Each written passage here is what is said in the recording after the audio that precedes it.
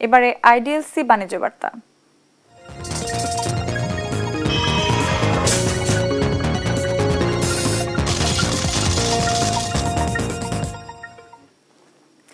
ছুটির দিন রাজধানীর বাজার পরিস্থিতি জানাতে শান্তিনগর কাঁচা বাজার থেকে যুক্ত হচ্ছেন সহকর্মী তানিয়া আক্তার।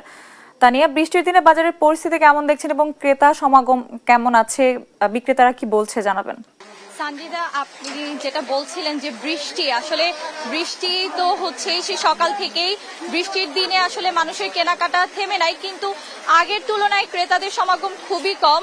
তারপরেও আসলে মানুষ আসলে নিত্য প্রয়োজনীয় দ্রব্যগুলো সেগুলো কিনতে হবে, এই জন্য বাজারে আসছেন এবং ক্রয় করছেন। কিন্তু তারপরেও মানুষ যেটা জানাচ্ছেন যে দ্রব্যমূল্য ঊর্ধ্বগতি, কোনো কিছুই হাতের নাগালে নেই, একদমই ঊর্ধ্বগতিতে রয়েছে। সেই অনুযায়ী এখন আলু, পেঁয়াজ এইসবের দাম যদিও কিছুটা স্থিতিশীল রয়েছে, কিন্তু অন্যান্য সবজি একদমই ঊর্ধ্বমুখী। কোনো কিছুই আসলে 100 টাকার নিচে নেই, 100 ঊর্ধ্বে, 80, 100 টাকার আসলে ঊর্ধ্বেই।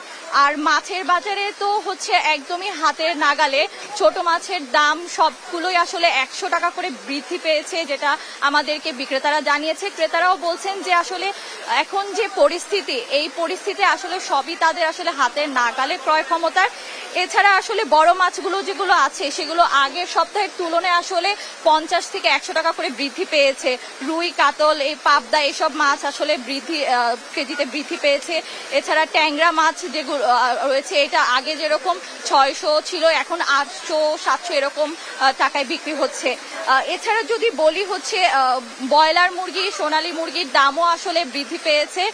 সবকিছুর দামই আসলে অনেক ঊর্ধ্বগতি। ক্রেতারা যেগুলো জানাচ্ছেন যে ওনারা আসলে আগে যে তাদের বাজেট নিয়ে আসলে বাজারে আসতেন, সেই বাজেটে আসলে তাদের ক্রয় ক্ষমতার ঊর্ধ্বে উঠে যাচ্ছে, তাদের আসলে কেনা এখন অনেক ক্রেতারাও আসলে খুবই দুঃখ প্রকাশ করেছেন যে আসলে তাদের একদমই হাতের নাগালে সবকিছু ক্রয় ক্ষমতা। আমি যদি আপনাদেরকে আরেকটু জানিয়ে রাখতে চাই যে আদা বা রসুন, কাঁচামরিচ, আসলে এই সবকিছুই আসলে খুব দিন দিন আসলে ঝাঁজ বৃদ্ধি পাচ্ছে। কাঁচামরিচ আসলে ধরন বেঁধে আসলে দাম বৃদ্ধি পাচ্ছে। যেমন দেখা যাচ্ছে যে আগে 120 ছিল, এখন 160, 200 টাকা আসলে বিক্রি হচ্ছে। আসলে মানুষ জানাচ্ছেন যে ওনাদের নিত্য প্রয়োজনীয় যে জিনিসগুলো দিন দিন বৃদ্ধি পাচ্ছে, তাদের ক্রয় ক্ষমতার বাইরেই চলে যাচ্ছে। তারপরে আসলে আরেকটা বিশেষ সমস্যা, যেটা এই বৃষ্টির দিনেও আসলে তাদেরকে অনেক ঊর্ধ্বগতি বা অনেক দামে আসলে কিনতে হচ্ছে। এই ছিল আমার কাছে সর্বশেষ।